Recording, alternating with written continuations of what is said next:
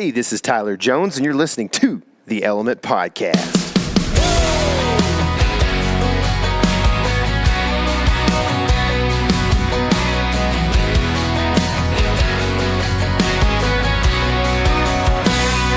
Well, hey there, girl.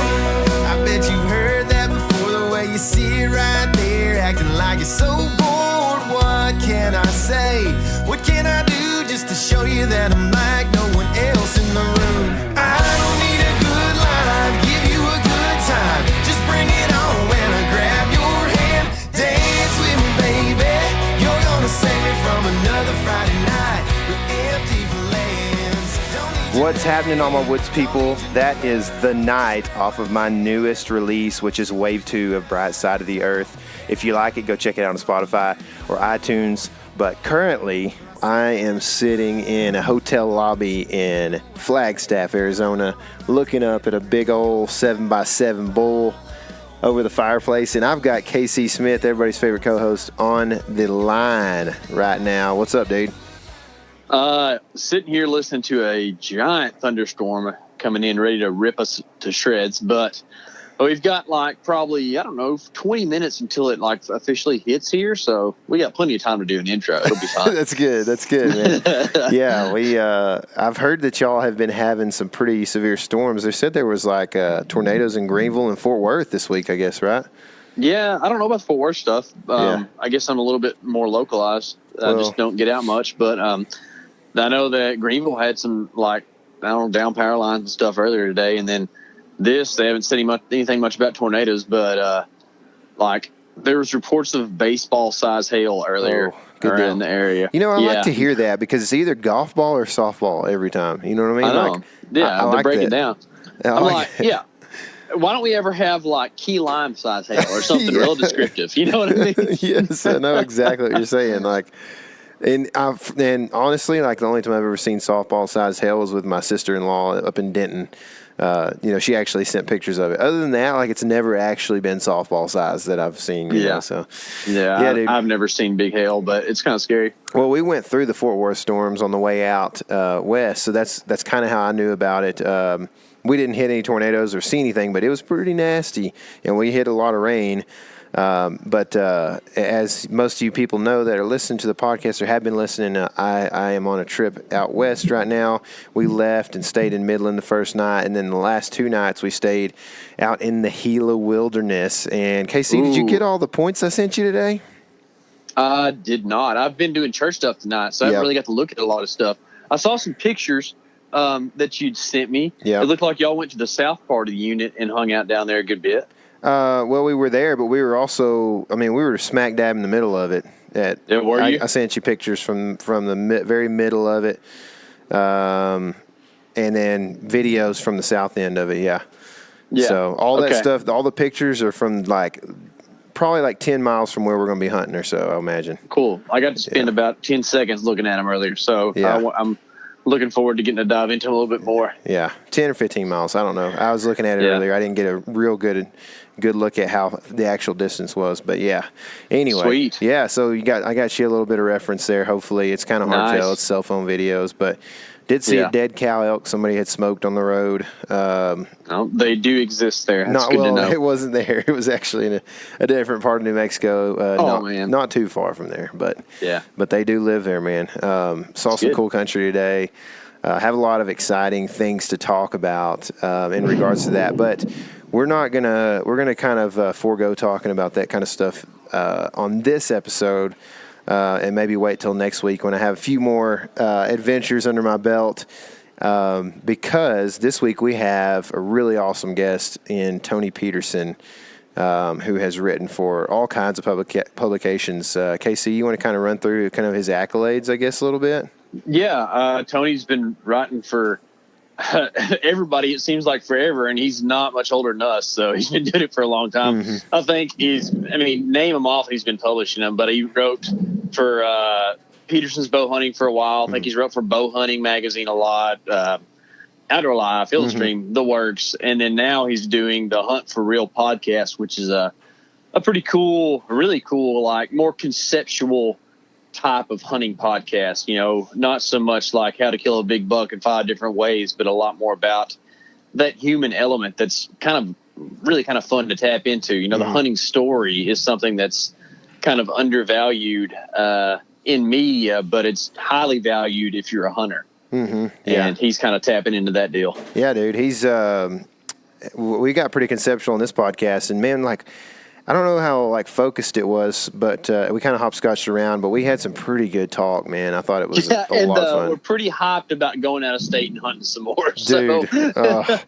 how much money can I make to buy these out of state tags? I need more. I don't know. I think after talking to you and how much Iowa costs, I was like, I don't know if I want to do it. And then after talking to Tony, I'm like, yeah, I want to go do that. That still sounds like something I want to do. Yeah. So yeah, well, it's good. I'm looking up at this bull right now in this lobby, and I'm like, I'm glad I'm building points here in Arizona, because it's just a little hotel lobby bull, you know. I don't know what he scores, but he's got 7 on each side, so. Ooh, pretty much. If they got 7 on each side, they're guaranteed to score pretty good. You know, it's kind of like a 12-point whitetail. You know, like they're going to score good just because they got some extra points. That's man. Right, man. That's right. And we're all about that gross too. You know. So yeah, exactly, man. It don't matter where they. That's right. It don't matter where it comes from. I saw a bull the other day.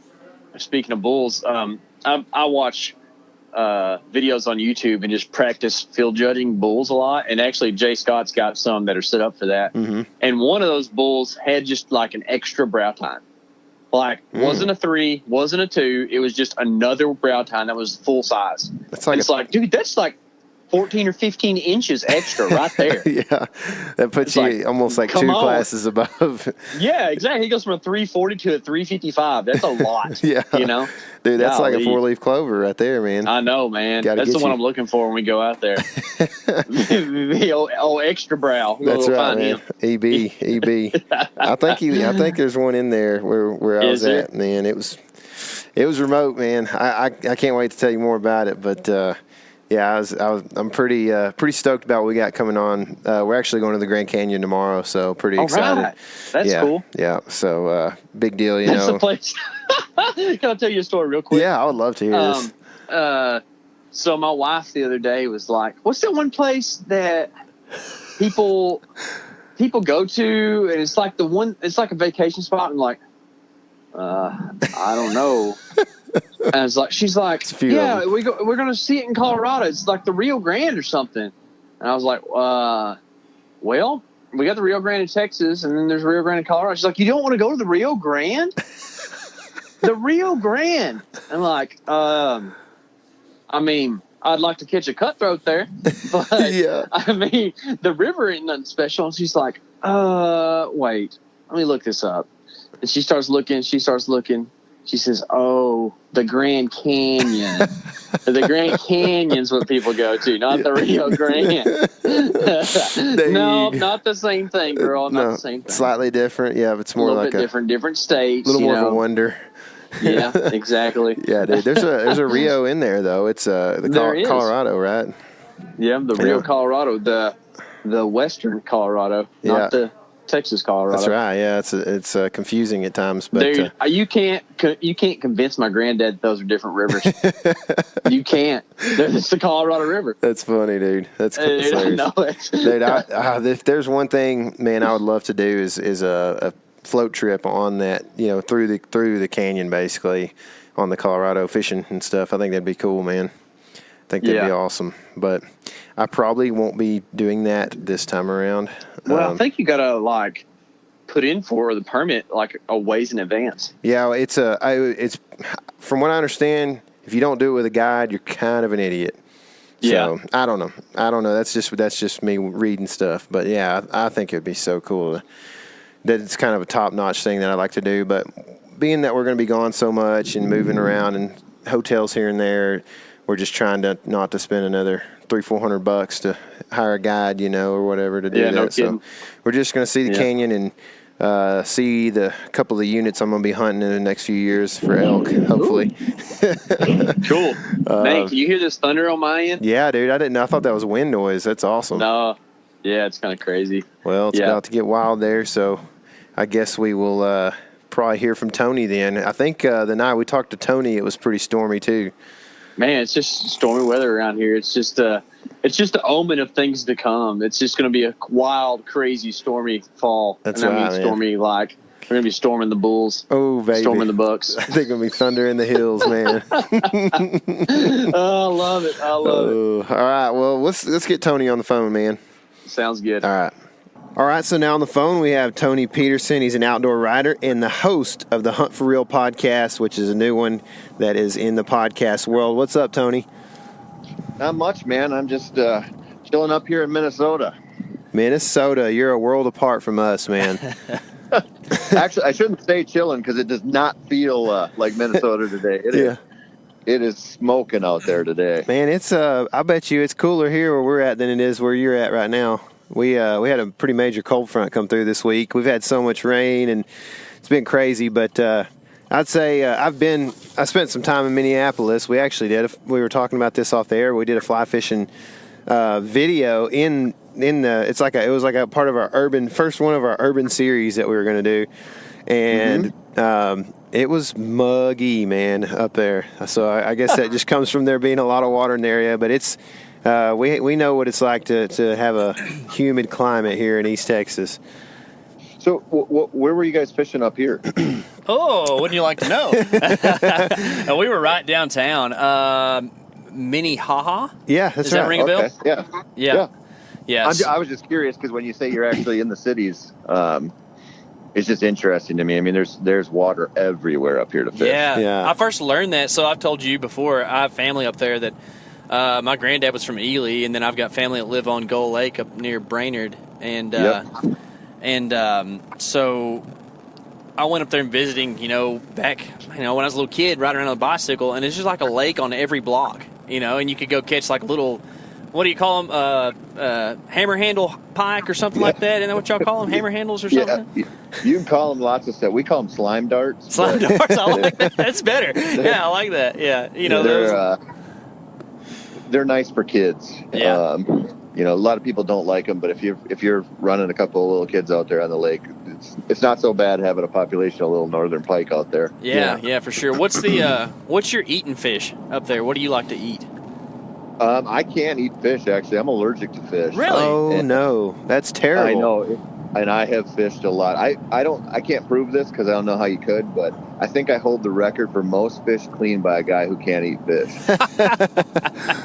And it's no good. But, up here, the big thing is crappies and walleyes. Yeah. That's what everybody wants to catch and eat, you know.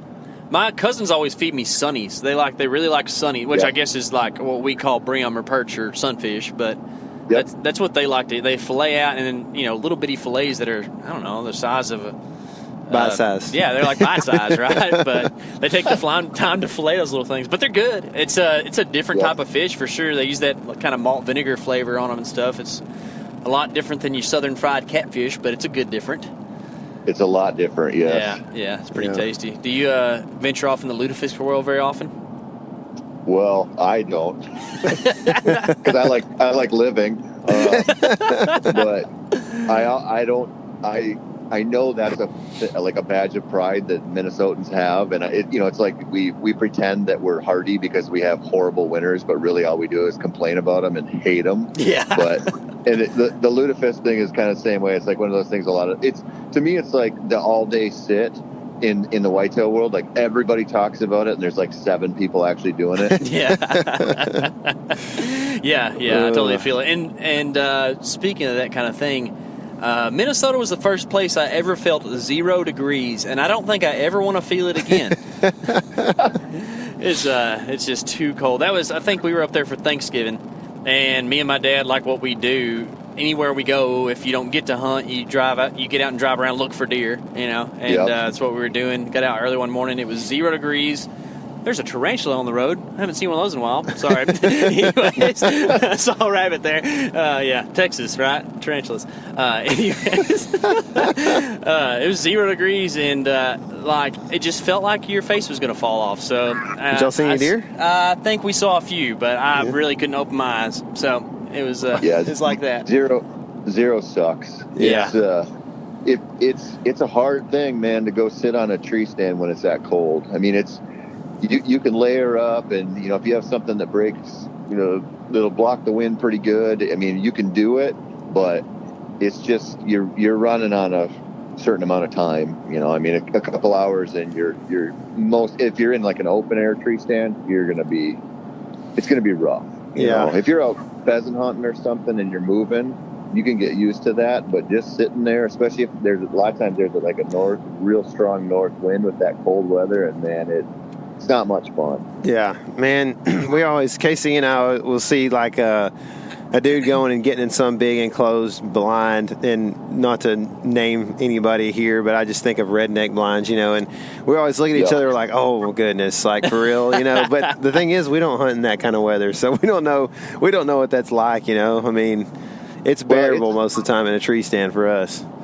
Yeah, I mean, that box blind thing's weird, right? I mean, I totally get why people want to do it, and it's a great option if you have kids or if that's just your thing. But I feel I've sat in a few of them, and I always feel this weird disconnect. Yeah, it's like it's I couldn't imagine spending too much time each fall in one of those things, because you're just like sort of removed from nature in a weird way. And some people love it, and more power to them, but I feel weird.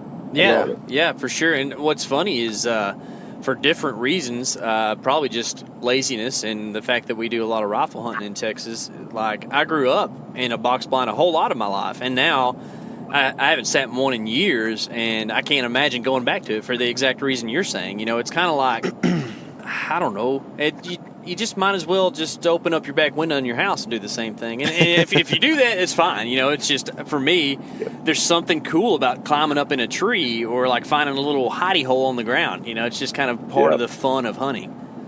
Yeah, I mean, for sure, I agree 100%. And I think it's partially because we're seeing that movement, the box blind movement up here, and I really, 10 years ago you wouldn't see it. Yeah. And now you drive by fields and you see that, and I think part of it, it's a function of availability, and they've just become more popular. But I think part of it is just like, everybody has their 40 acres, or everybody has their like one spot, and the whitetail world, if you're not a public land guy, you're a lot of times sitting in one spot that you're trying to make the best possible spot. Mm-hmm. So if you have the food plot and put in the water or whatever, that's just the spot. And it's like, well, if you're going to sit one place mostly, then people are just more inclined to make it as comfortable as possible. Yeah, for sure. So speaking of the public land game, you do a lot of that, man. And I got a weird question that just kind of popped into my mind, because we were talking about fishing a lot just earlier. And how come everybody wants to talk about public land right now in the hunting space? But like, dudes have been fishing public lakes forever, and you never hear anybody, I caught them on public.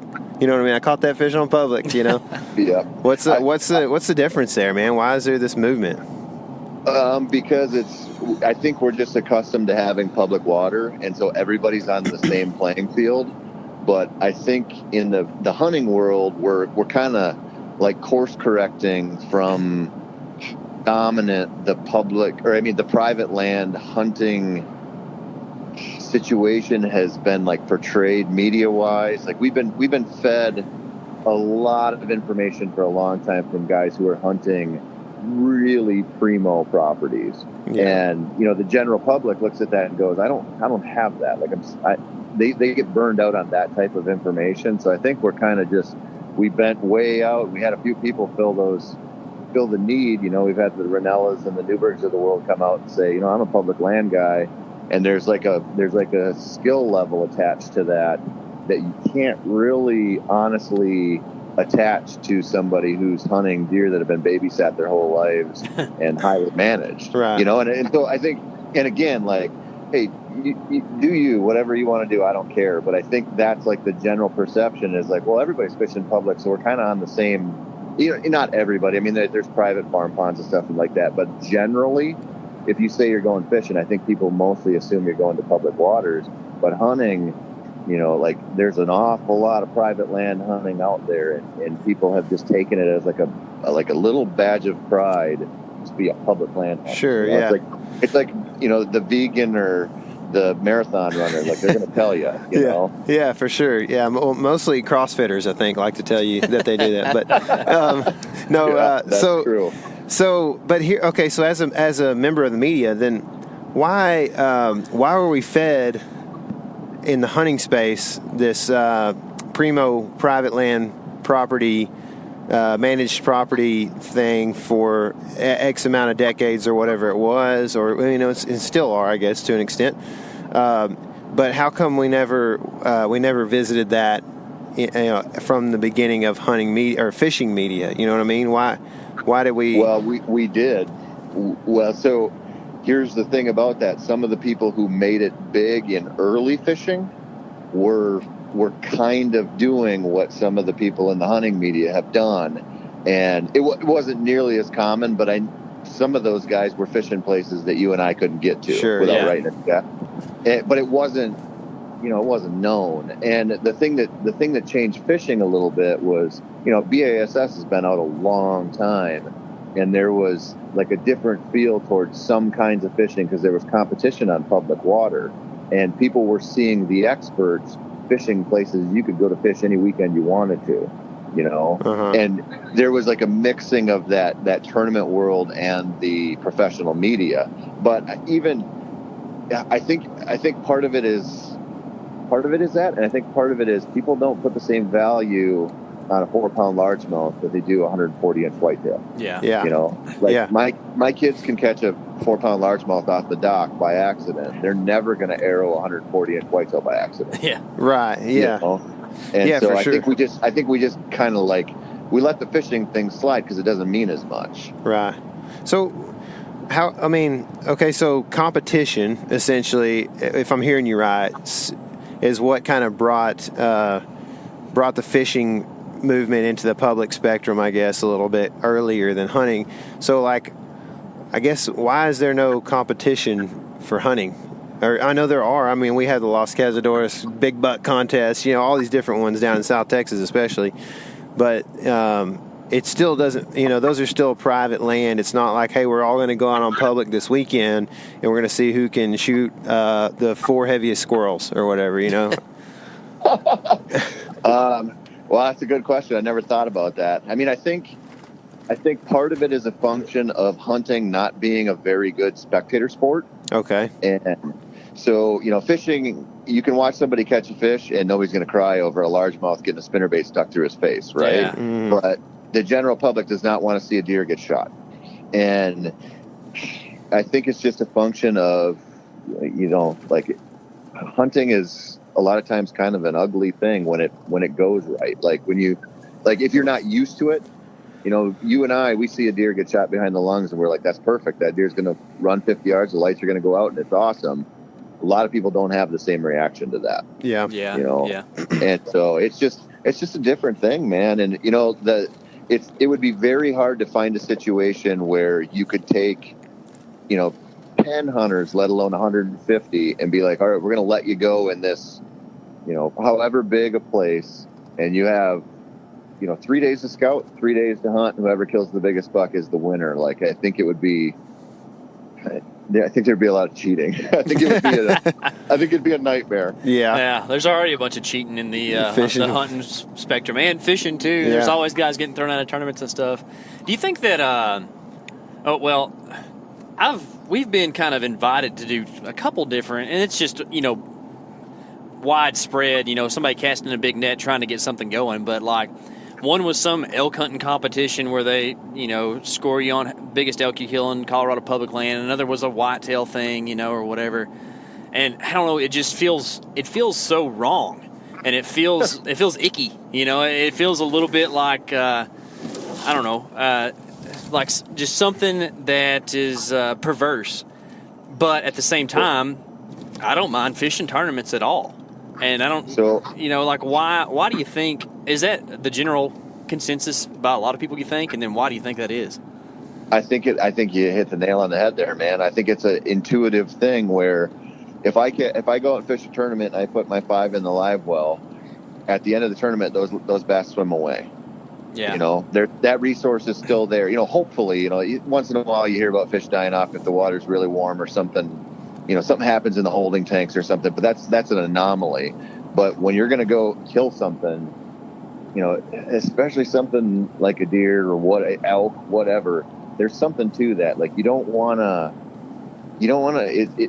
cheapen it, or you don't want to just turn it into that, like a means to an end. Like, you want to win something because you murdered this thing, like it's a weird, it just doesn't work. Like I think we intuitively know, or most of us intuitively know, that we don't want to turn it into that. Like we want the process to go a way where we feel like we earned it, and there's something special to that.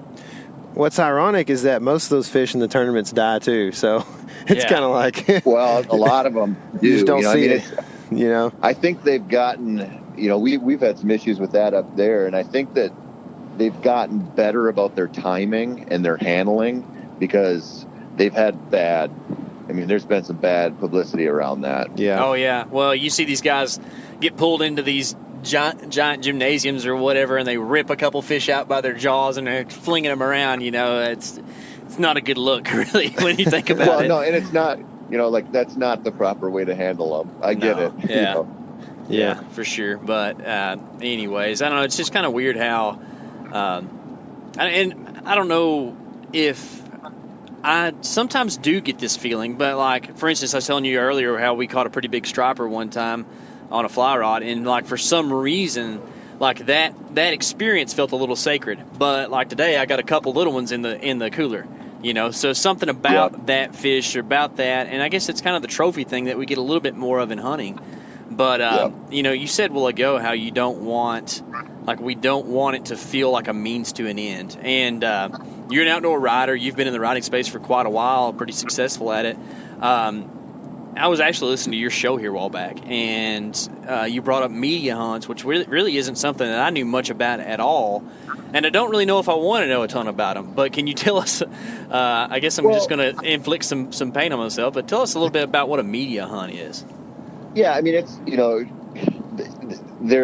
they can vary widely, right? But what happens is, take a bow company or take a broadhead company or, somebody endemic to the space, and, their marketing person or whoever will say, we need to get some love on this stuff, or we need to get some testing done on these arrows or whatever.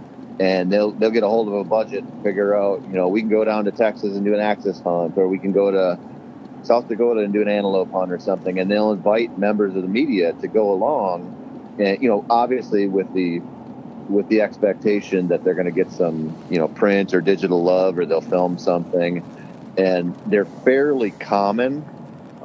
There's quite a few invites you get when you kind of get on the list, and they can be really cool, or they can be kind of a goat rodeo. And for me personally, I've been on some that were really interesting and experiences that I would have never got to do on my own. Yeah. And that's cool. But I'm kind of at the point where I'm really selective about that. And typically, if I say yes to anything like that, it's because it's something I could just never conceive of, like, being able to afford on my own, or the people going are people I just really want to see. Yeah. Because when you've been doing what I do for a long time, you kind of friends who you see at shows, or, I have buddies I talk to every couple of days who I see like once a year, and it's usually hunting. And so once in a while, something will come up where like three of my really good friends or, long distance friends are going to be on there. I'm like, man, I want to see these people, but it's just a function of getting some love out there in the media world on, some kind of product, basically. Yeah, I got you. What's the so let's talk about the good side of things. Like, what's the coolest hunt that you've got to go do as a media member? I got to hunt Argentina for ducks. Oh, nice. 2 years ago, and honestly, so I've got to do Africa and I got to do Argentina, and both of them, the hunting was not really my thing. Like, just wasn't very difficult. The Argentina duck thing was so cool, but it wasn't like a difficult duck hunt. I mean, it was like, it was 1,000 times easier than any duck hunt I've ever done here. Literally. And, like the Africa thing, the hunting that was not my thing. I wouldn't, the only thing I would ever go back to Africa to hunt is a Cape buffalo if I could spot stalk them. Yeah. And that's never going to happen. So I can say that, Did you sit water? What? Did you sit water over there? Yeah. Yeah. And I was like 26. I had no idea. I just got really, really lucky, and I got the invite when I got my first job in the industry. Yeah. And I was like pretty naive going over there. I didn't know what Africa was like. I just didn't know. I mean, I had never even, I couldn't even fathom that before I got that job. Like it wasn't even, it would be like going to Mars. And, but the thing about it was both of those trips, being in those countries, being in places where you're like, I would never go there otherwise, and seeing the people and meeting the people, that to me, it wasn't, the hunting wasn't what made it amazing. Mm-hmm. Like getting way out of your element. And like Argentina, for example, is, I think it would probably be considered a second world country. You wouldn't call it a third world country, but it's definitely not, like a lot of Europe or the US. But just seeing the people and their attitude, and like they're really health conscious down there, and it was fascinating. And so that part of it is like the experience is incredible. Yeah, no, awesome. It sounds really cool. And that I kind of had a similar experience, not with hunting, but I was privileged to go to Costa Rica, which is, it's kind of that Latin America same kind of vibe or whatever, where it's not like they don't have everything that like a Western country, in air quotes, would have, but like it's just so cool to see like the community aspect of those countries down there like that. And like I don't know, it's just the culture is so rich. And I guess maybe it's because it's not so much of a blend as what we have here in America. I don't really know, but like I spent 10 days there 12 years ago, and it's still something I think about every day. It's like travel's a cool thing, man. And I know it's so like white girl to say, right? But like it's just like one of the cool things. It's like, but like it really can, like it opens your world up a little bit, and just kind of lets you see what people do differently in other places. Because it's just so much you can read in National Geographic before you kind of glaze over about like what actually is going on other places. Well, 100%. And it's, I'm starting to kind of become obsessed with this idea. Or I guess I don't know if it's an idea, but maybe like a trend I see among hunters, where it's like we view wildlife management a lot of times through the scope of our little hunting situation.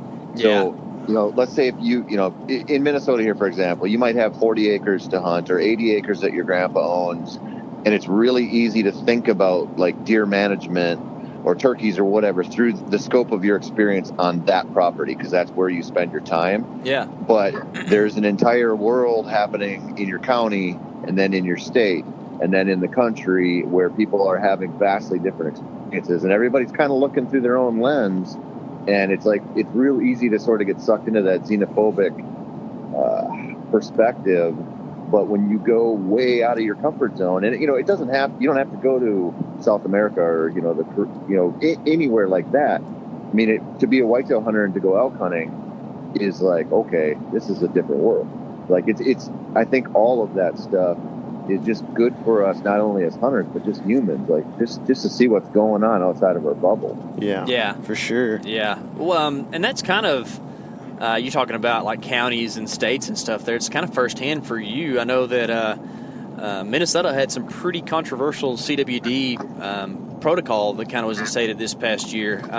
What's going on up there with that situation right now? It's not good, man. Yeah. It's not good any way you slice it. My gut instinct is that our DNR has 2 pages in the playbook, and one is knock the herd back and give science a chance to catch up and maybe come up with a better testing system.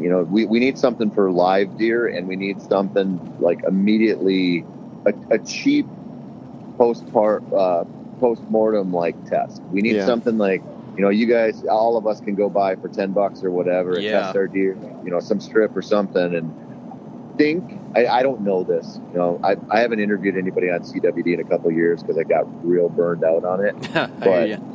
But what I think they're doing is they're just like, well, if we let it go, which is the other playbook, the other page in the playbook, if we just let it go, like, we don't know what's going to happen. Yeah. But if we knock the herd back, you know, maybe science will come through, because they're asking for funding through the University of Minnesota for research. And I think they're just like, we don't know what to do. And the best thing we can think of is knock down the density and cross our fingers that science comes up with something. Mm-hmm. And I think that's happening in a lot of states, because you look at the protocol for a discovery in quite a few of the states, and it's a similar thing. It's not, you know, people will call it a scorched earth thing. It's not. I mean, they're going after them, and they'll do a sharpshooter thing and stuff like that. And like, I'm not much of a fan of that, because I really like the deer and I like the hunting, but at the same time, like, I sort of sympathize with like their situation, because I just don't think they feel like they have too many options. So it's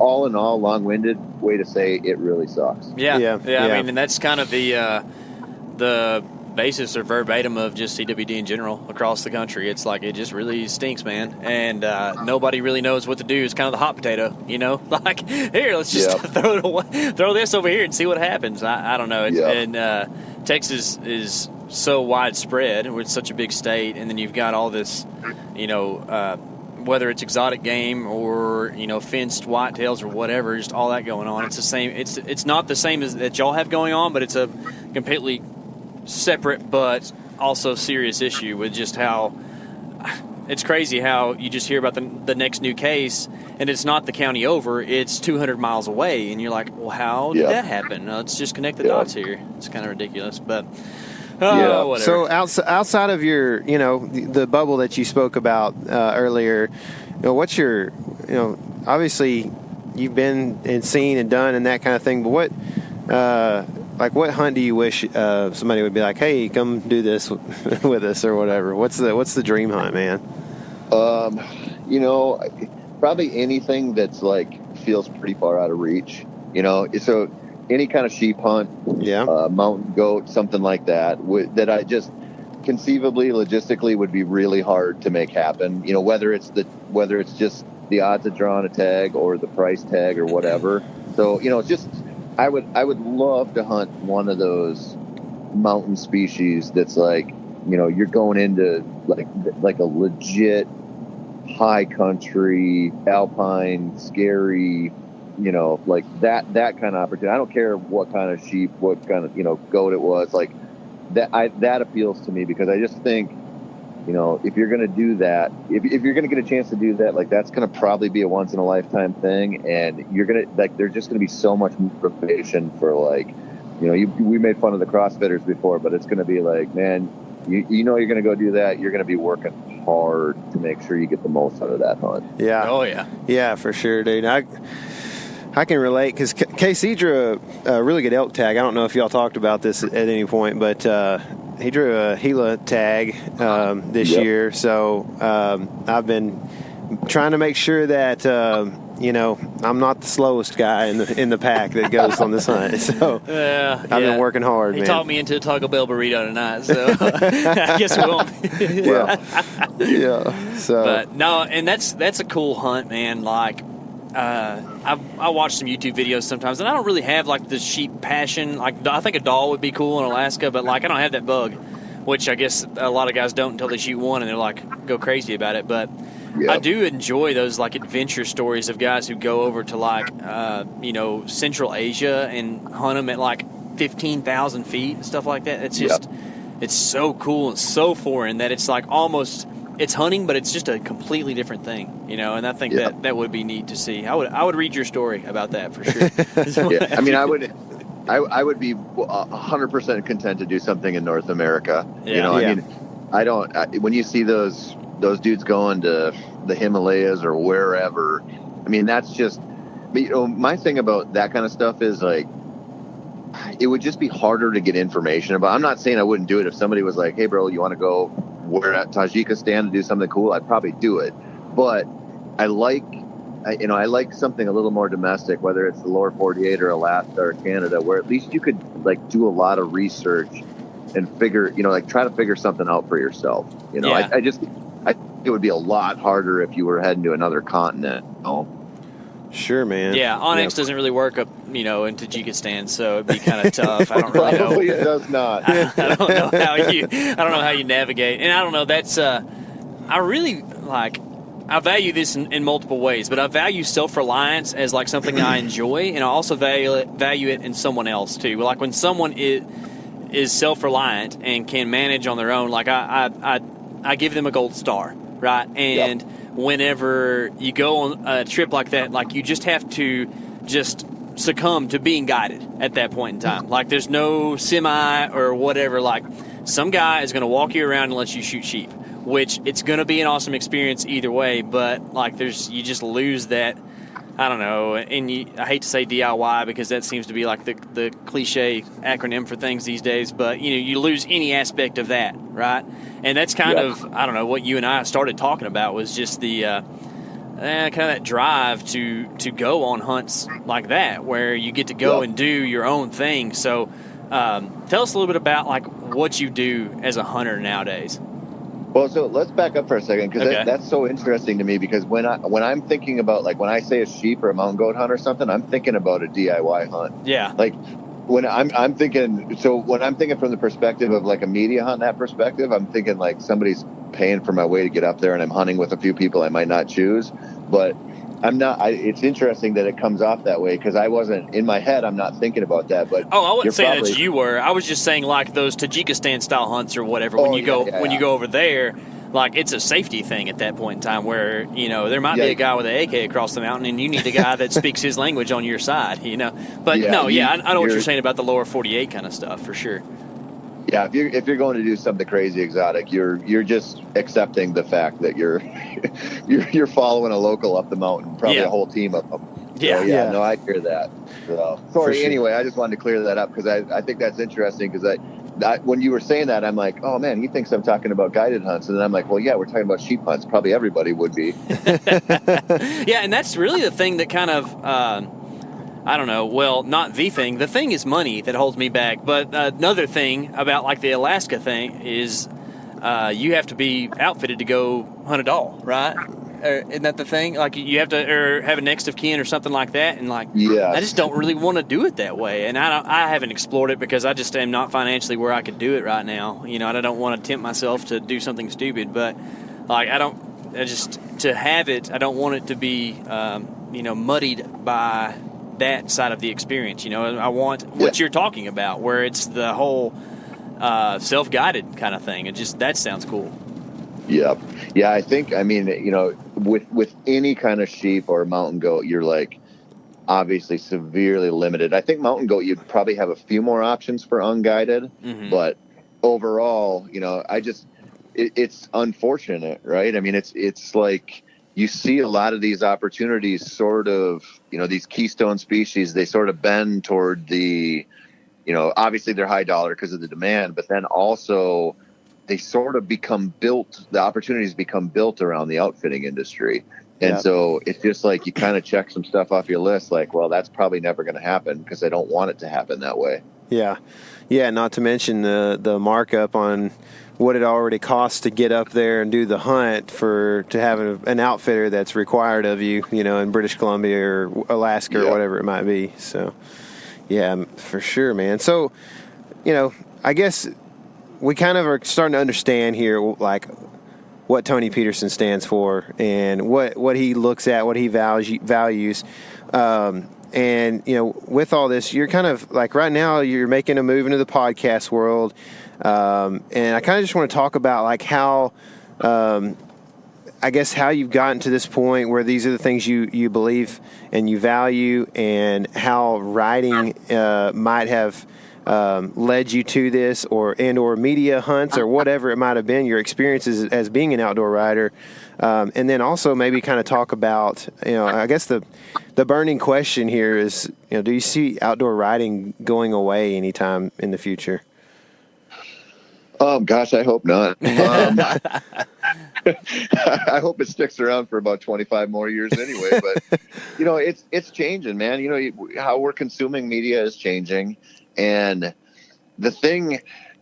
I love to write. I'm always going to write. I write books. Like that's just something I'm wired to do. Like I'm sure you guys, you're wired to be outside. Like I'm wired to be outside. There's certain things that we just kind of have to do to be happy, and some of us, like, you got to pet a dog. Like if you see a dog walking by, you're going to go over and pet that thing. It's just like, it's just the way you're wired. Mm-hmm. And so the outdoor writing thing for me, like, I love writing. I'll always do it. But the way people are consuming information has changed. And the problem with a lot of the outdoor writing is, like, take a typical magazine feature that might be, 1,800 words or 2,000 words. You can tell an interesting story in that, in those confines, but you can't tell somebody like what your process is when you decide to go to Oklahoma or Nebraska or wherever to hunt whitetails. Like, this is how I'm mapping it out. This is what I'm thinking about. This is what I'm going to do. I'm looking for this, this, and this. Like, you're so limited. So a lot of times it just becomes like, well, this is what I did, and you boil it down to how you killed something. Yeah. But you miss hundreds of details in that just due to the brevity of the situation. And so it's like, that's kind of no man's land for conveying information. And it's okay to tell a hunting story. But the way that we like to consume our media now is one picture with a clever caption, or some dudes like us talking for a couple hours, talking about our strategy and kind of getting through to where, like, the really good nuggets of information are. And for me, I was just like, man, I've written a lot of articles. I've done this thing a long time, and I just enjoy. What I always did was enjoyed interviewing people and getting into conversations. You guys call me up and we start talking about fishing, and it's like I can make instant friends with people who like the same stuff I like. Yeah. And now you can build a business out of your house after you spend a couple $100 at B&H or Amazon or whatever. I mean, it's incredible. Mm-hmm. And so I think it's just a natural progression to get into the podcast world and just kind of read the room. What do people want? Sure. Yeah, it makes sense for sure. I was, kind of definitely, like, my sister is a writer. She's written a book or two. She's written several books, but her most recent effort, as soon as she finished a book actually was published that she was like, this is the exact same storyline, so there's no point in me even trying to do this thing right now. And so she's actually working on another one. And she was two-time state champion in riding in high school. She's a great rider. My mom and my wife actually get to read all of her books before they get to read the rough drafts and all that. So yep. It's pretty. I'm kind of connected to that. I like to write, but I don't really have time to do much more writing than songwriting. So I'm a musician, and I do that, and that's a big part of me. Like, I actually wrote a song last night, and I was telling Casey about it.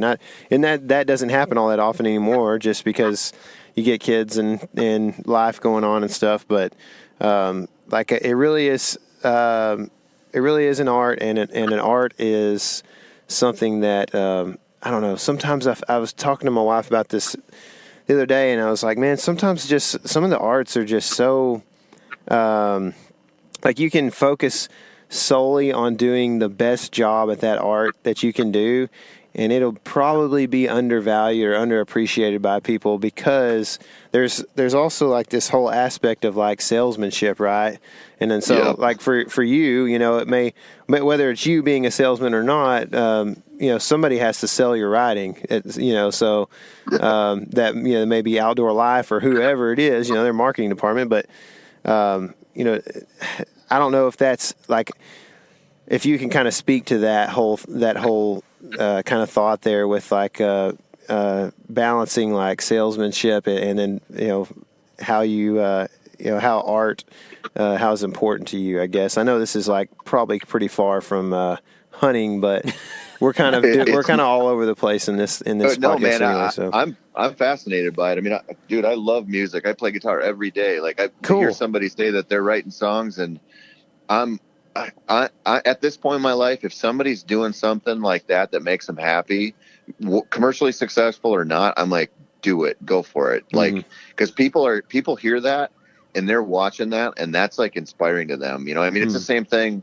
You know, when you have those buddies that run the ultra marathons or whatever, like, I mean, that's kind of an extreme example, but those kind of people, I freaking love it. And so for me, like to hear you say that, I'm like, that's awesome. And for me, like when you're asking me, like what I think you're asking me is like, do I write, like, who do I write for? Because there's pressure, you know, from the sales side of things, like, oh, you know, write a broadhead review that talks about how amazing this broadhead is, you know, and like the sales team loves that.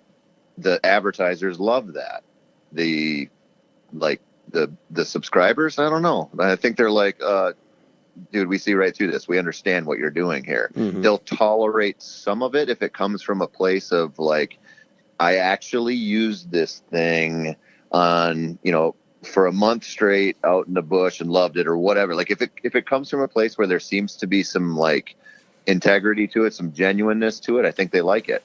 Yeah. Or, you know, they'll tolerate it. But you can also write for the audience, which is what I push for a lot, which is like, hey, if they're telling me they want public land stuff, I'm going to work my butt off on public land. I'm going to write about hunting public land. Like, I'll tell you the stories, I'll tell you the process, and you know, you get a little pushback from that from the people who are the number crunchers or who are working off the sales commission, but you have to find that balance. And then some stuff you just do for yourself. Like I just want to write this. And it, you know, so that's kind of like, I don't know if that makes sense or not, but that's kind of why the podcast thing matters to me. Like, I just want to talk to interesting people about hunting. Like, it's like, it's a selfish thing. I hope people want to listen, but it's not, there's a way different kind of pressure there. You're like, I hope the audience enjoys this. Like, I hope when they're mowing the lawn or they're going for a run or they're driving to work and they listen, they're like, yeah, this is interesting or it's inspiring or whatever. And it's,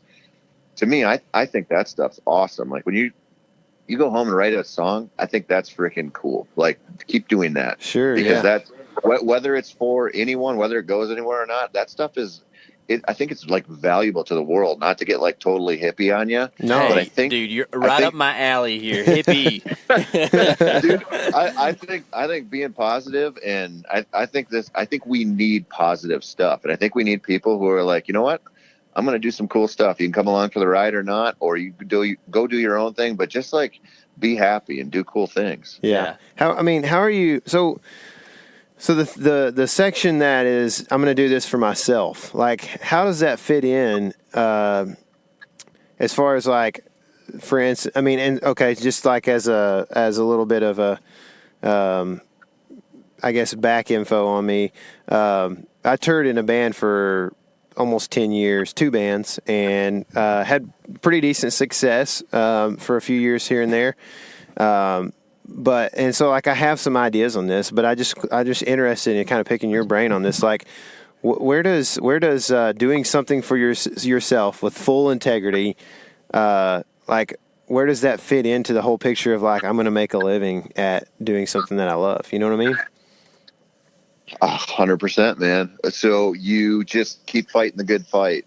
So there's certain things I'll write just for a paycheck because I need it. And I'm just like, I'm not going to hide from that. Like you can see that anywhere if you look hard enough. Like, and the people that will tear me down for that, you know, like if I went to their jobs, I'd be like, oh, really? Do you want to sell this car today? Like, you know, like, did you want to attach that rider to that insurance policy? Like, come on, like everybody, like you got to make a living. Yeah. But the good thing about, you know, if you have a little bit of a creative bent or you have the drive to do this kind of stuff is you can do extra things, or you can try to shape the way the content is in a way that you feel good about it. You know, and somebody's always going to be there to knock it down, or, you know, you're going to have competing interests trying to get you to do certain things.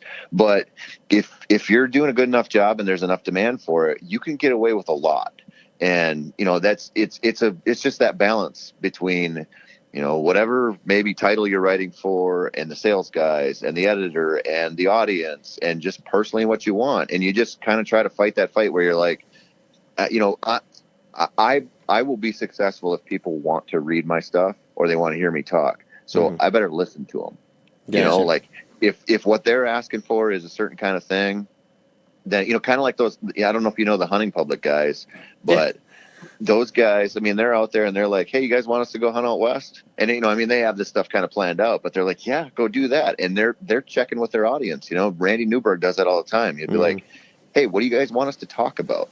And that, like, you know, when you're kind of like your own identity, your own little thing, you're like the speedboat versus the aircraft carrier, right? Like the company that owns all of the magazines, it's not very nimble. It's not going to move. You know, it's going to be slow to turn that thing. And when you kind of do what we do, you can be like, okay, I'll try something new. Or, you know, I enjoy this. Does anybody else? Let's see where this goes. And I love that part of it. Yeah, me too, man. What's your, like your total escape? You know, you're talking about like trying to meld that blend of like Tony, what he likes to do, and also make a living doing it. Like if you're just going to like escape and write something it's completely a passion project, what are you going to write about? I'm mostly write novels for that, for just to feel like I'm writing, but it's for no one but me. Just whatever I say, that's where I go with it. And that's like fool's gold, man. 'Cause you're like, oh, you know, here's the shiny thing. I want to go chase it. And then it's really fun to write the first draft. I'm sure your sister knows this. Like, like the first draft's fun, man. Like you're just like, I got this story and it just comes from somewhere and you get that sucker down and then it's all the work. It's like elk hunting. Like once you shoot that elk, you're like, oh God, like now, like, that's when everything comes in and the editing process and the rewriting process. Because if you're going to write a novel, you're like, well, I kind of want to see this out in the world, right? But once you get it finished, once you get that first draft finished, then you're like, okay, now I got to go through an editing process. And your editor's going to be like, hey, you got to rewrite this, and this. And I'm like, then everything changes. So you get into that point where it's like, I hate this. And then once you get it done, you're like, oh, kind of have the urge to do that. It's kind of like camping or getting a puppy. Like the idea of it and certain parts of it are awesome. Yeah. You know, like it's like people would think being a musician. You're like, oh man, you go out, you know, play on stage every day and you work for an hour and a half and it's awesome. And they see nothing about the songwriting process and the rehearsal and the touring and the business side of things and the work.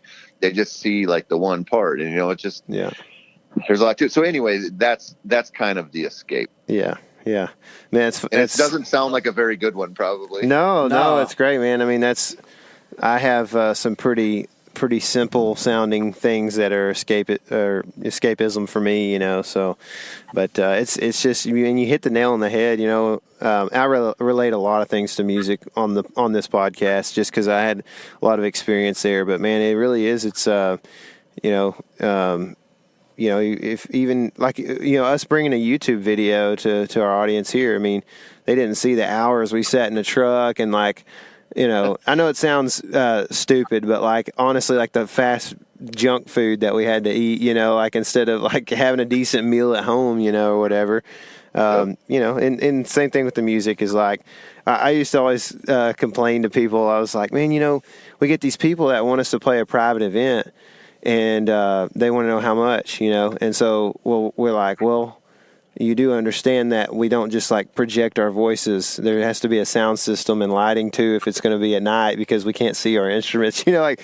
they don't think about the certain things, and that's not you know, they're just ignorant, and it's not like a big, you know, it's not their fault necessarily, but they don't know what you took, what it takes to do what you do. Sure, yeah, and I can't even imagine what it's like to write, or to be good enough and to have put in the work to become good enough to write a novel, man. That just sounds like just such a crazy task to me. But it's really cool that you do that, man, and you know, good thing that we have guys like you that have the values you do, man, that are out there putting out media for the hunting world, you know. Yeah, so. I think it's cool too that like you didn't say, man, I really like to, you know, I like to get down and write a good camo article or, you know, whatever. Something that's, I think it's interesting that you completely left the hunting scape for your escape. Not to make a rhyme there, but like it's cool that you.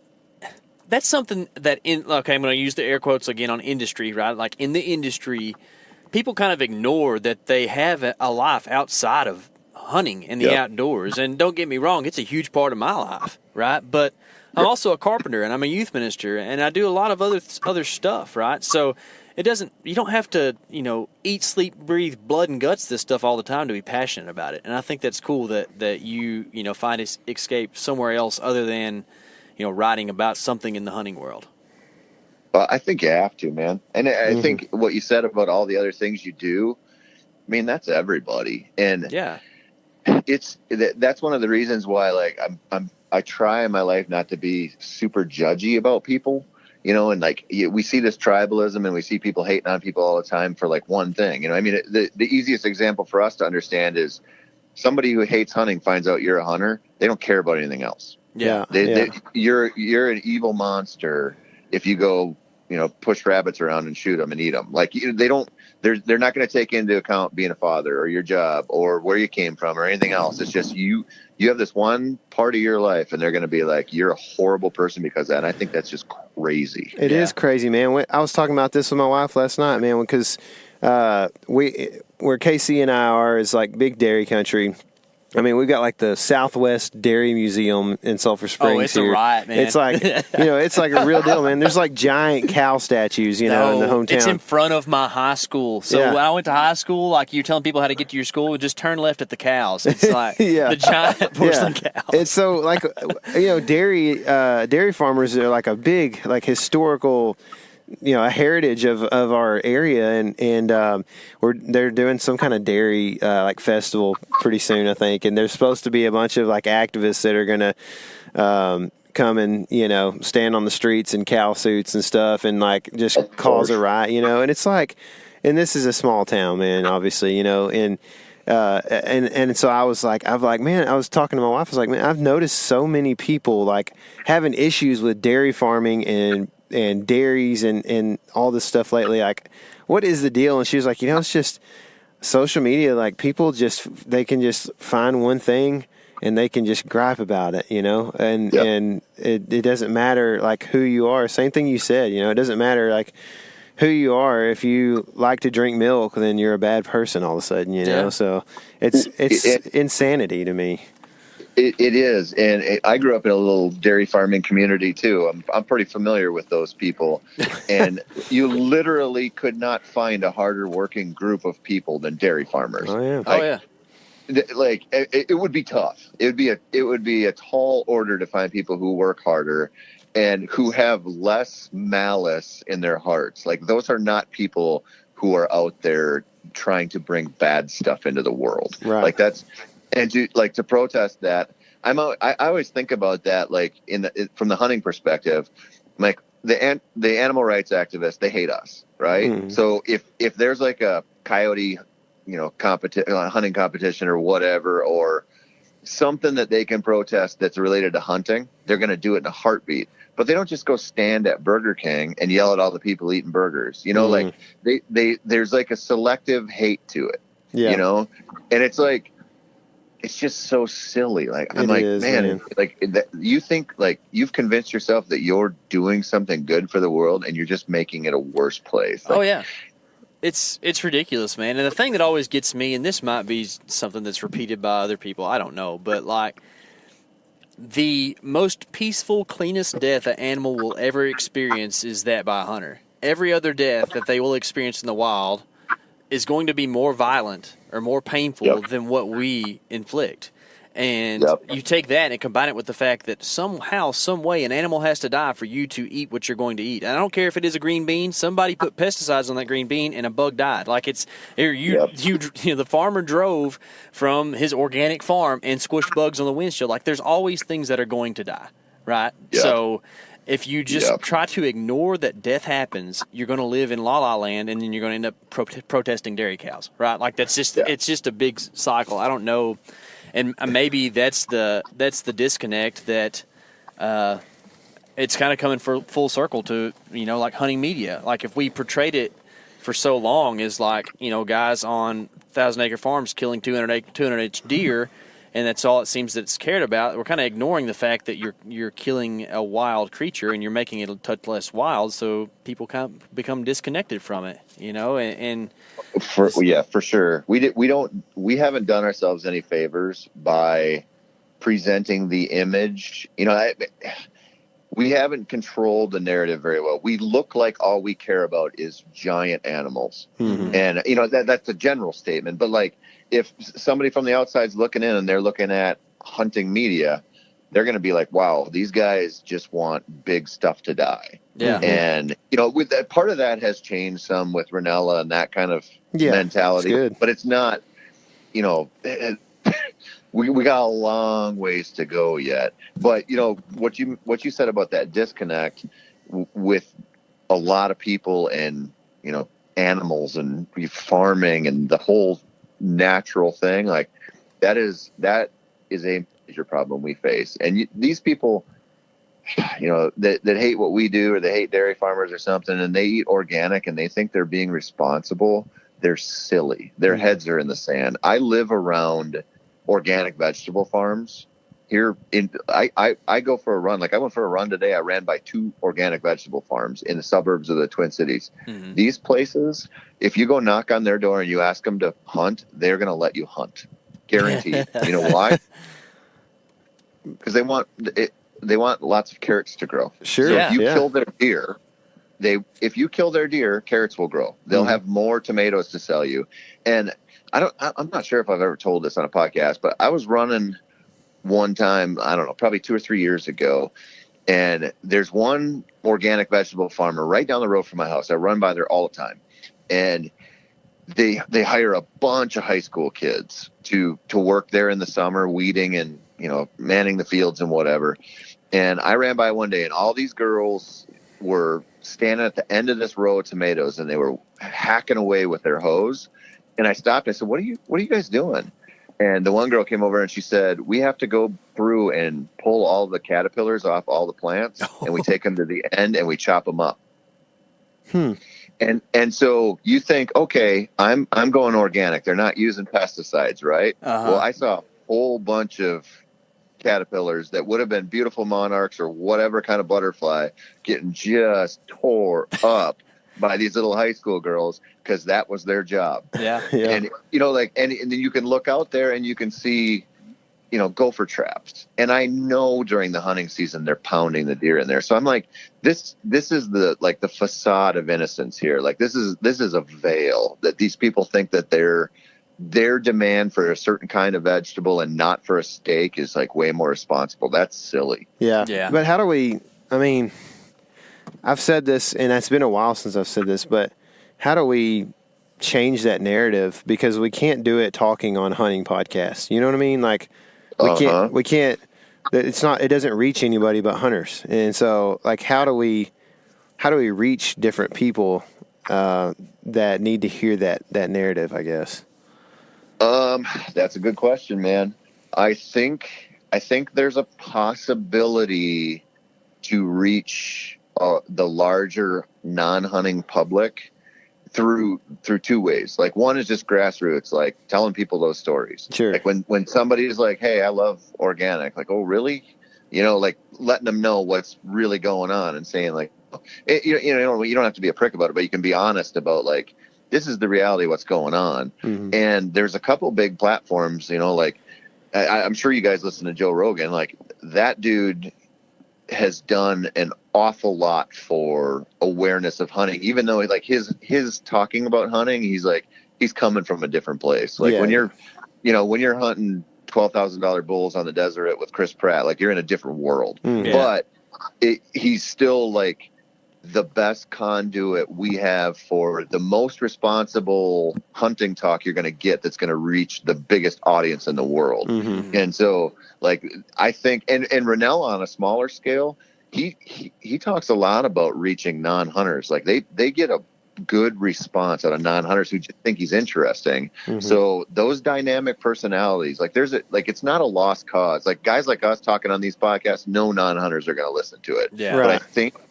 I think like there's a decent chance that more people are going to at least are going to be able to hear it, whether it changes them or they acknowledge it. You know, they might dig their heels in. Who knows? But I think at least it's better now than it has been. I think there's an awareness that can happen. Yeah, I feel like, you know, Joe Rogan, my understanding of his story of coming into the hunting space is through Cameron Haynes.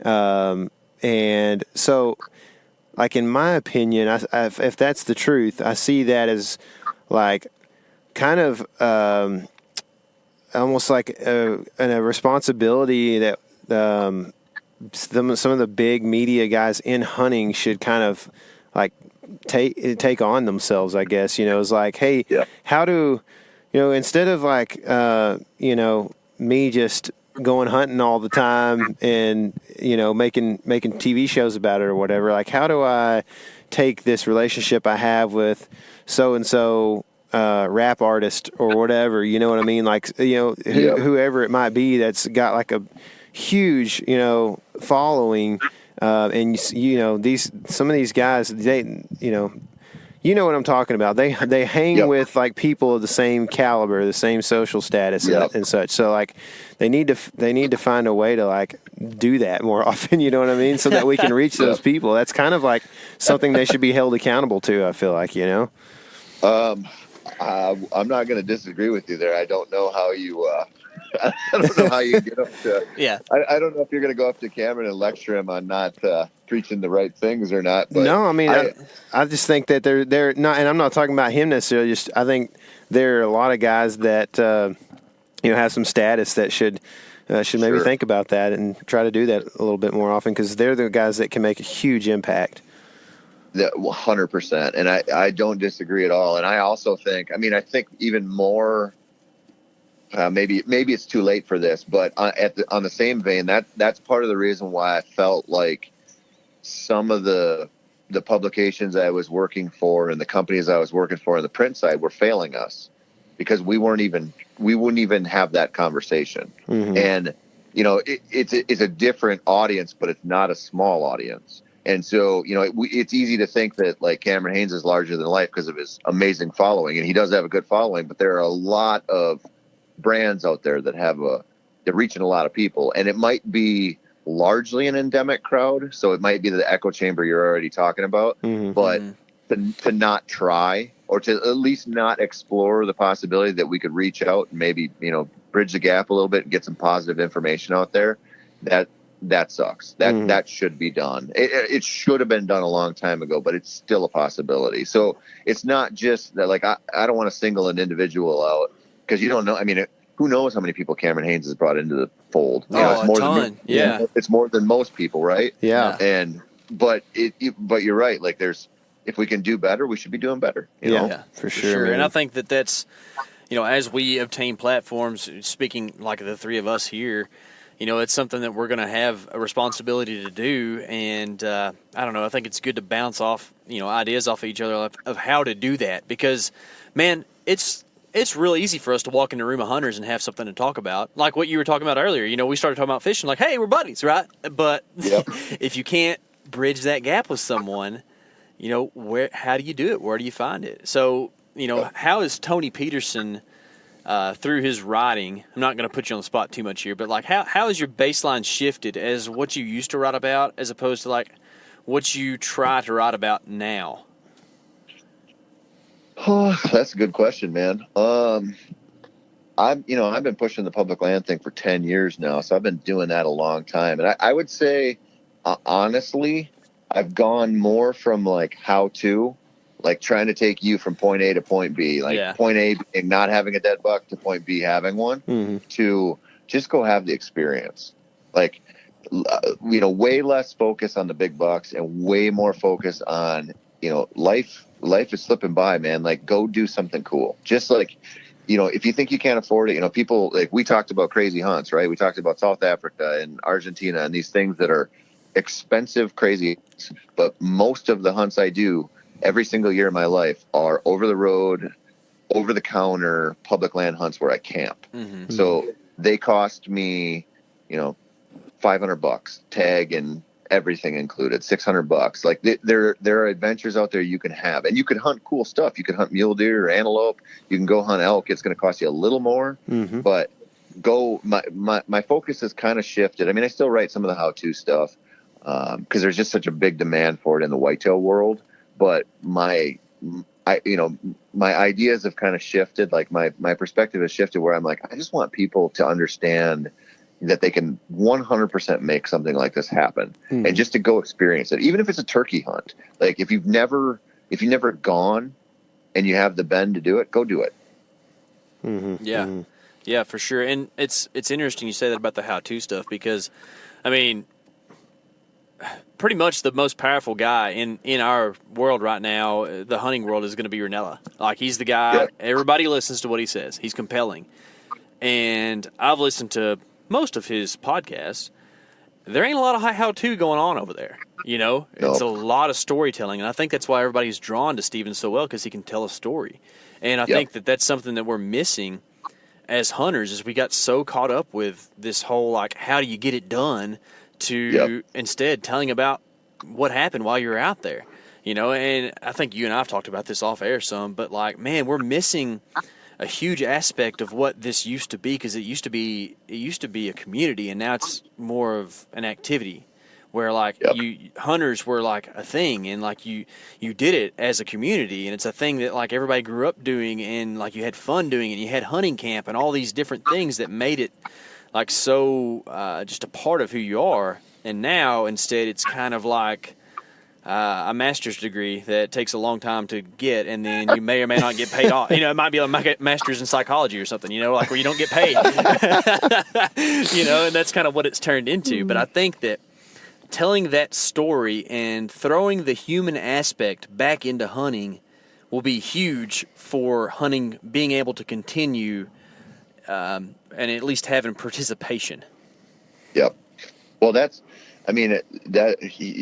you hit it right on the head there. Like the hardest way to get somebody in and get them to stay is by bringing somebody in and having them believe there's higher expectations than there should be. Yeah. So somebody comes in and they're like, it's a 150 or bust. That dude's gone in 3 years and he's back to the golf course. Yeah. If somebody comes in and you're like, hey, no pressure, do what you want, take the shot, don't take the shot, whatever, but see what it's like to be out here at sunrise in the woods.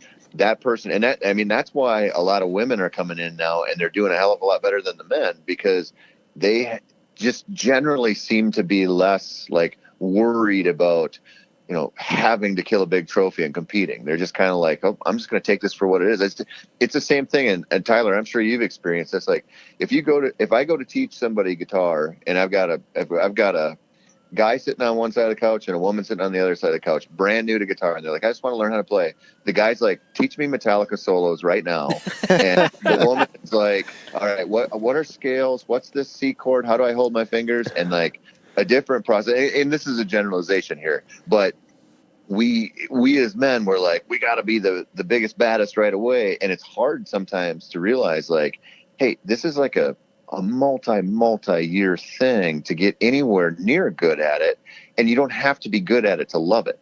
Like you don't have to be killing giant bucks to love every second of being out there. And that's like that message until you can get somebody out there. And I think this kind of leads back to what we were talking about before. Like how do we get more people in, or how do we get this message out? Like, okay, if you don't have Cameron Haynes' platform, what can you do? Because is there a responsibility not only on him, but there's a responsibility on every one of us. Mm-hmm. So what if you could just bring one person in, right? Like what if all of us just brought one person in a year and gave them one chance, or gave them 1 month or one season, and like we had somebody who was like, I would love to quail hunt, but I don't know how. Or I would love to bow hunt deer. I just think that's cool. Like, what if we just took one person in and just said, we'll provide the platform. You stick around if you want or not. I mean, we could do amazing things. Yeah. But it's like we're not going that direction. We talk about it a lot, but we're going the other direction where we like want to preserve our spots, and we want to have like exclusive access. And it's dangerous ground. Yeah, it is, man. It's such a weird thing because what's ultimately creeping in there is like selfishness, you know, and that, you know, part of that stems from that whole, like, I want to shoot a bigger deer than anybody else or whatever kind of thing, you know, and like to kind of carry on your thought there with the music analogy, which I loved. But I like, instead of wanting to learn this Metallica solo or all these Metallica solos, think what your experience would be if I taught you 3 chords and then you wrote lyrics that talked about some big experience that you went through or something that means a lot to you, and you wrote a song, and it's not really that hard, but it can mean a lot more to you. And in the same instance with hunting, it's the same way. Like, you don't have to, kind of tune into the guy who's the baddest in the world and try to be that guy who can, go hang and hunt out of a tree saddle, and kill every deer that ever lived on public land in the farthest places, to have a great experience that like means a lot to you still. And I can relate that back to just like me sitting in that box blind at 9 years old and shooting my first buck, which is just a little 1.5-year-old. And like, I have not been as excited to shoot a deer as I was in that moment. You know what I mean? Since so, but yeah, it makes a lot of sense. And kind of while we're on the hunting thing, I guess, what does next year look like for you, man? Are you gonna visit any new ground? I know you've been all over, man, as far as hunting public land in different states and stuff like that. Are you gonna revisit anything, or what does that look like next year, man? I got some big plans this year. I did a lot of public land whitetails last year. I think I did 5 states totally on public land last year, and that was a lot. Mm-hmm. And that was all whitetails. And so this year I'm planning to go to Alaska to do my first fly-in hunt with a buddy to do caribou. Oh, and then I've never been to Alaska, and the opportunity came up, and he's like, let's just do it. And I'm like, all right. And so I've got that kind of tentatively scheduled. I'm getting a little nervous because we're having trouble finding somebody to fly us in, but I think we'll get it squared away. And so that's how I'm going to kick off my season, which is going to be crazy. And then I'm coming home for a few days, and I'm going to Colorado to do 10 days in the Elk Mountains with a buddy of mine. And we're going to just go. I think he's going to have higher standard than me. I'm hunting any legal elk that's in front of me. And I think I'm going to get a bear tag too, because some of the areas I anticipate we're going to end up hunting, the over-the-counter bear tag is super cheap there now, and I think you could glass one up and stalk it.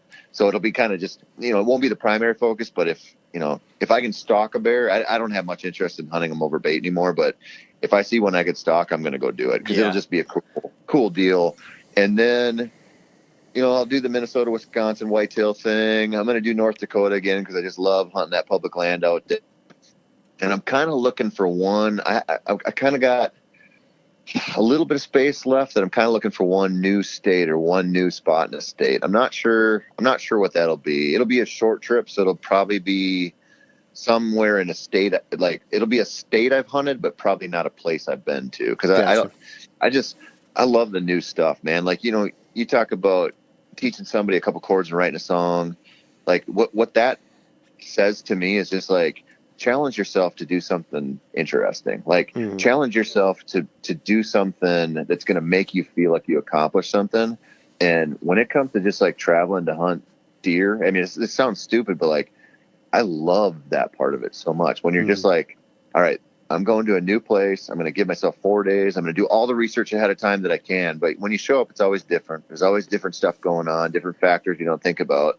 And it feels so good to get it right, just to see them, let alone arrow one. Yeah. And I think that experience is valuable. Oh yeah, and it's so rewarding when it does happen. And I don't know what it is. And maybe, I actually haven't killed a lot of stuff out of state. Actually, whitetails at all. But I still feel like I've had success and just encounters, and maybe that's like a participation award. I don't know, but like it seems to go better than what you think it would when you get out there and do it, honestly. And I don't know, maybe I'm just trying to be too rah and encouraging to folks, but I mean, honestly, man, when you go out there and you take the leap to go somewhere new and try it out, and if you set your expectations low and you just want to have a good time, a lot of times you're going to see some animals and you're going to have a really good time and maybe get a shot at a deer. And it's cool. Yeah.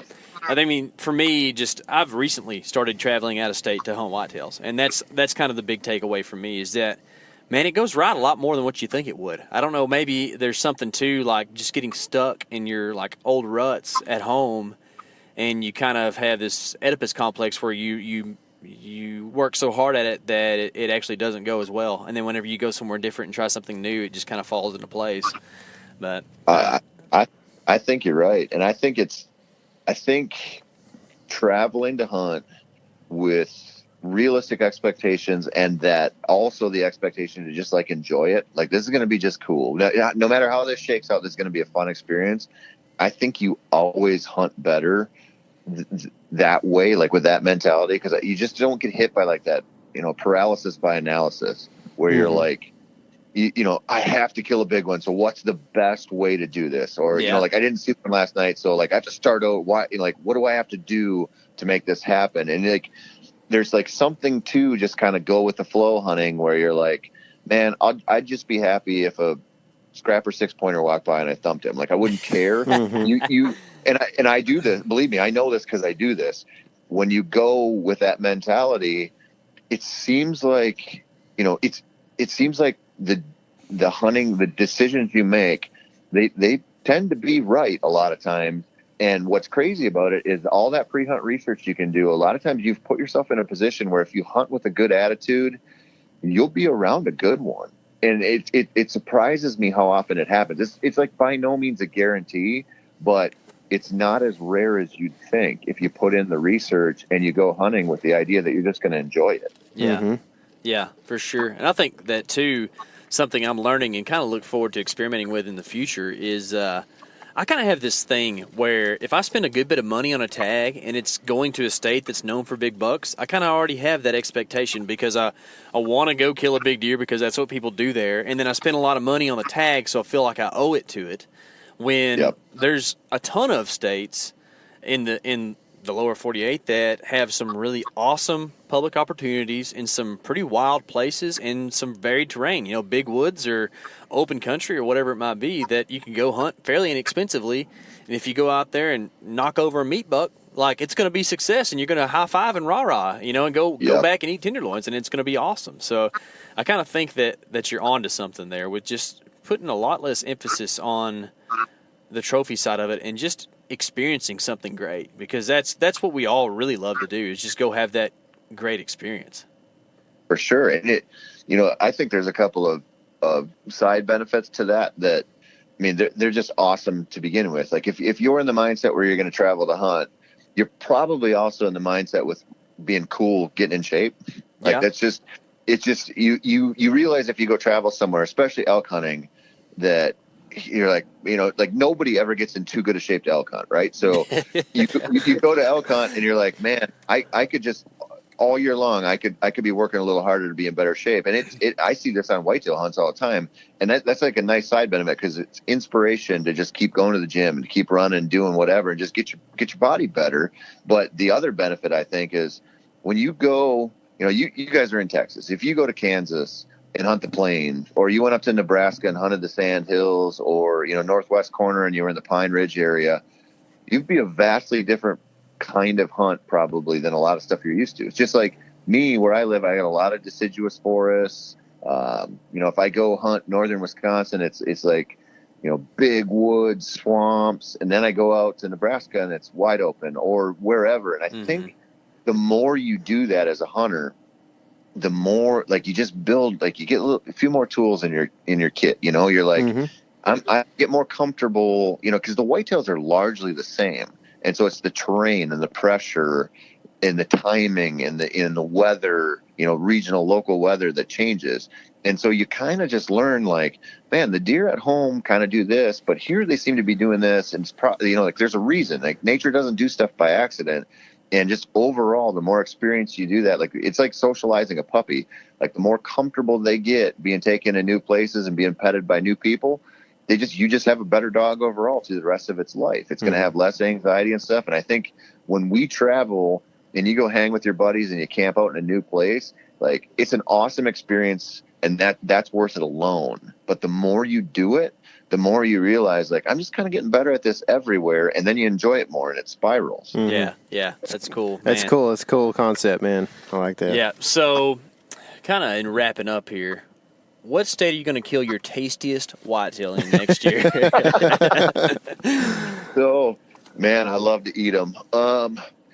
It's weird. I don't know why this is. So, we have these like, the kind of misconceptions about the taste of venison. Like, oh, that corn-fed deer is going to be awesome, and that deer that lives in the North Woods and hasn't seen a cornfield is going to be terrible. Yeah, I have not found that at all. I haven't either. Yeah. I think it's total BS. I think what happened is a bad tasting deer is one that we didn't take care of very well. Mm-hmm. 96% of the time anyway. And I think, I think there's something to like the adrenaline thing. So I think that's why a lot of deer that are killed on like deer drives with gun hunters, I think, there's a perception on like that they're tough or gamey. And it's like, I don't know. They've been scared to death while they're running through the gauntlet. It's the same thing if you shoot one and you bump him 4 times and you made a bad shot, he might not be as good. So I think it's like, I just personally, I'm like, it doesn't have anything to do with where you're at. But all that said, for some reason, the deer I shoot in Western North Dakota are just delicious. And I don't know why, because you couldn't find a cornfield anywhere near where I'm hunting. And, they used to, in the one area I really like hunting, they used to have an irrigated alfalfa field there. Yeah. And that was the private field they'd go to. Like, that was the destination. And so you'd hunt them coming and going.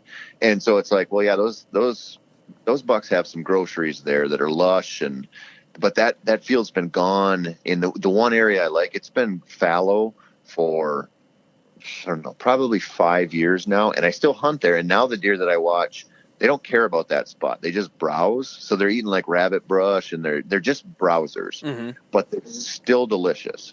So I don't know why. Maybe it's something in the water there, but I don't know why. But every time we shoot some, and we shot, back when you could get antelope tags there, I shot antelope there that were delicious. And I've shot mule deer out there in the same area. And just for some reason, maybe it's just the hunt, I don't know. But when you kill a deer out there, that sucker it doesn't matter the age. It's just awesome. So if I was a betting man, I'm going to say that's the deer that's going to be the nummiest. That's a good answer. Tyler's licking his chops over here. He's been thinking about that area for quite a while, and we might have to make it out there. It just sounds awesome, man. There's nothing like having fun and bringing home a tasty critter to throw in the deep freeze or anything. But man, I can't thank you enough for coming on and talking to us. Yeah. I know we didn't have a ton of direction with what we were talking about, but man, it's just good when conversation flows and you can just chat about important stuff, and things that you care about. So if people want to, hear more from you, more about Tony Peterson, what you do, what you're writing, or what you're talking about, where can we send them to?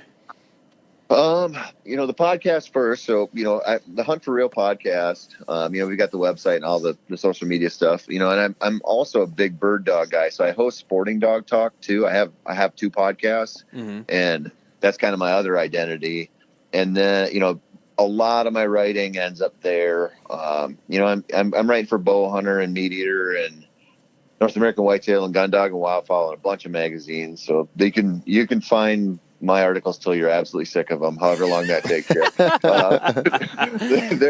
They're out there, but the podcasts are, that's the direction I'm taking right now. I'm still doing a ton of writing, but I just love that process. Like this, what we just did right here, so fun for me. I can't believe this is part of my job. I know, it's Me cool, too, man. I'm glad it is, because it means you're more willing to talk to us than you would be if you weren't getting paid for it, which we're not actually paying you. So hopefully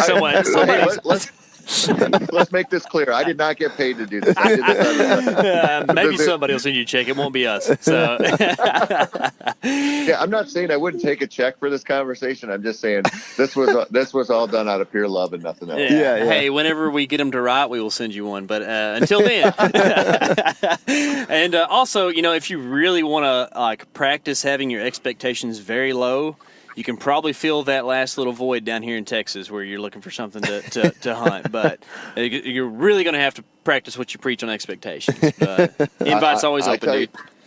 I tell you what, dude, I'm going to do it because I did a lot of research on public land in Texas a few years ago, and I just didn't make it happen. And at some point, I just have to. I have to go down there just to say that I did, if nothing else, you know. And maybe I'll swing through Oklahoma on the way or something. But I love that opportunity's there, and I would love to just.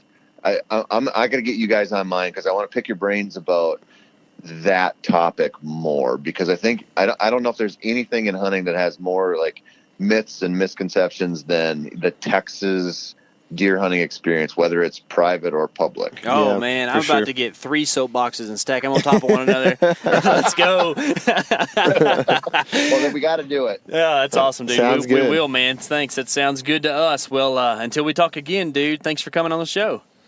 Awesome. Thanks for having me, guys. All right, we'll see you. Man, that was a fun conversation. I really thoroughly enjoyed that, dude. I know it, man. It's cool to like get to sit down and connect with somebody that you know you have like one thing in common with, but then you start getting down into some of the deeper stuff. And it's like, man, this is a brother from another mother. That's right, here. dude. That's right, man. Know?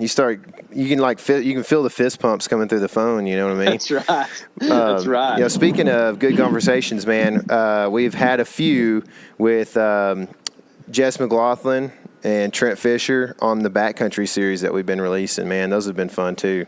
Yes, they have, dude. It's a lot of fun. A lot of good stuff to learn from, people that just do different stuff than we do. And, I mean, you and I'll go ahead and speak for myself here, but, like, I never claimed to be an expert about anything. Definitely not backcountry elk hunting, and that's what we're going to do this fall. So we decided to reach out to people who do know something about the backcountry.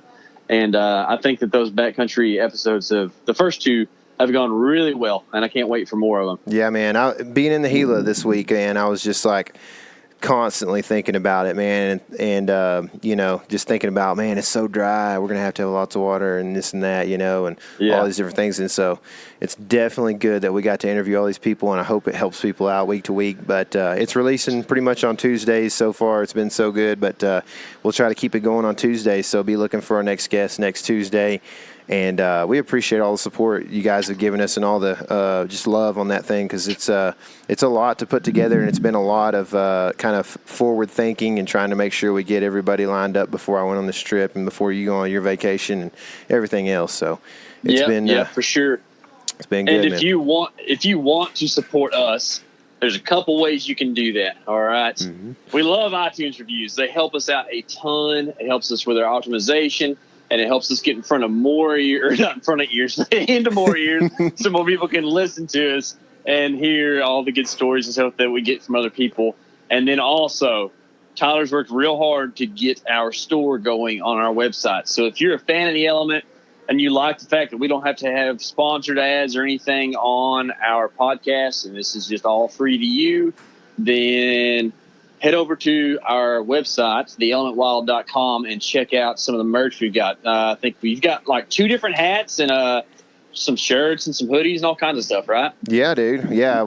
Hoodies are probably going out of style right now, but honestly, I've brought my hoodie along, and I'm sure, like, if you live in the right spot, like some of our guests do, you'll probably need a hoodie pretty much year round at some point. So, dude, odds are you're going to kick over in a hoodie. Like, if you aren't, if it's not sweltering heat, you're going to be wearing a hoodie knowing you. So, yeah, for sure, dude. Yeah, and we got a couple different hats and stuff like that. So, yeah, that is a good plug, man. I appreciate you saying that, because that definitely does help us out, man. And like he said, we get to keep this thing sponsor free.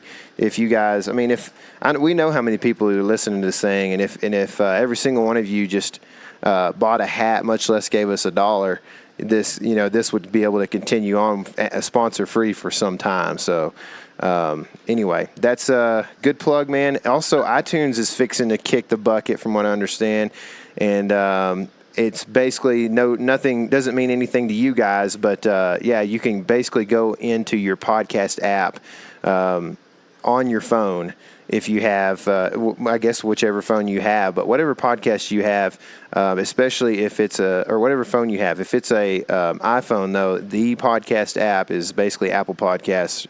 Correct me if I'm wrong, Casey, and you can put your review in right there, right? You are correct. However, somebody somewhere didn't patent the right name, and there's another app that you can download called the podcast app. Okay. That's not the Apple one. Okay. But you'll find Podcasts by Apple. It's a little purple thing. That's the place to be if you're on iTunes or if you're an Apple user. And if not, actually, I really have gotten to where I like Spotify a lot. So if you already have a Spotify account, or just think that would be easy for you, you're an Android user or whatever, go to Spotify and check that out. Yeah, for sure, dude. That's good. Good stuff, man. So I think you're about to get struck by lightning, so I'm going to let you take cover. But anyway. Thanks, man. I appreciate it. Yeah, dude. Hey, good talking to you, dude. Y'all be safe on the road and have a blast. Will do, man. All right. Remember, this is your element. Living it.